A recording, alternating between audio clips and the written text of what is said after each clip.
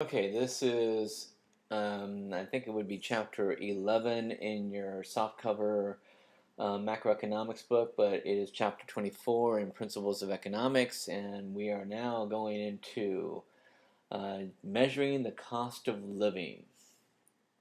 So this is going to be our inflation chapter. The three chapters in this section are GDP, inflation, and unemployment. We've just finished GDP. Now we're on to inflation. Okay. In this chapter, we look for the answers to these questions. Number one, what is the Consumer Price Index? How is it calculated? What is it used for? What are the problems with the CPI? How serious are they? How does the CPI differ from the GDP deflator? How can we use the CPI to compare dollar amounts from different years? Why would we want to do this anyway? And number 5, how do we correct interest rates for inflation? Okay, let's first step back a little bit. I don't think this is in the chapter, but this is something I consider fairly important, which is types of inflation. This is the source of the inflationary pressure as opposed to the inflation itself. Number one, demand pull inflation, which is too much spending that is going on the economy. This is a case of too much money chasing after too few goods. Number two, cost push. This is from the supply side. This is where the cost of production is going up. And as the cost of production goes up, the input prices are going up.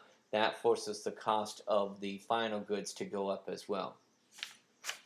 Now, having said that, what we are experiencing right now, and now being summer of 2010, is actually something getting close to a deflationary environment. Inflation is nearly zero, and interest rates are fairly close to zero as well. And we'll look at the connection between interest rates and inflation in a later chapter, in the money chapter. So we don't have as much of an inflationary problem now. Our problem is unemployment, which is going to be the subject of our next chapter. But inflation needs to be talked about because it is a major, major indicator of the macroeconomy. Let's go on to the measure of inflation, the main one that is used, called the Consumer Price Index. And here it is, the Consumer Price Index, and it looks at or measures the typical consumer's cost of living.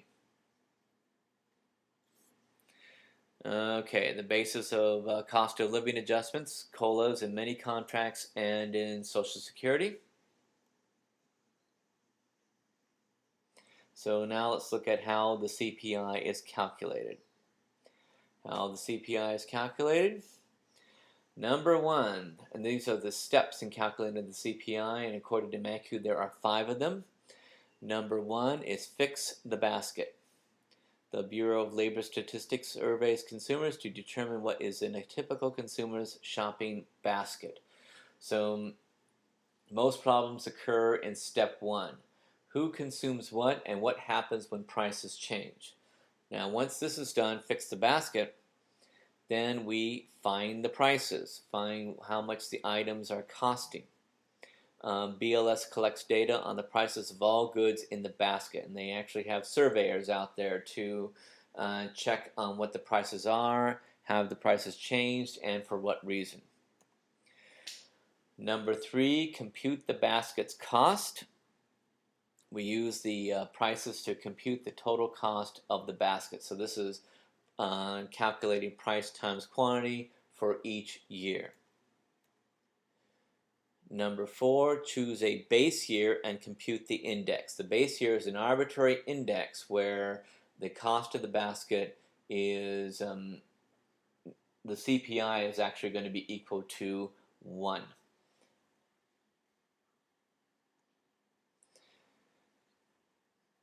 Or the CPI is going to be equal to 100, excuse me. Number 5, compute the inflation rate, and this is merely the change over the base. The change in the CPI this year from the CPI last year over the CPI last year. All right, let's put these into practice with the following example. Here we have a basket, and our goods in question are 4 pizzas and 10 lattes. So that is the basket that we're looking at. And here in 2003, 2004, 2005, the prices of pizzas and the prices of lattes. So we have done steps 1 and 2. Cost of the basket. In 2003, price times quantity is 60. Price times quantity for both pizza and latte is 60. For 2004, price times quantity for pizzas and lattes are 69. And 2005, price times quantity for pizza and latte are 78. Now we calculate the CPI for each year. So in the base year, it's going to be 100 because it's the cost of 2003 over 2003. For 2004, it's going to be 115 because now we're taking the cost of 69 divided by 60. And in 2005, it's going to be 2005 CPI over 2003 CPI. So that's step 4. And step 5, we do the inflation rate, which is the change of the base. The inflation rate according to the CPI is 15% between 03 and 04 and 13% between 04 and 05. Alrighty, now let's ask ourselves, what is in the CPI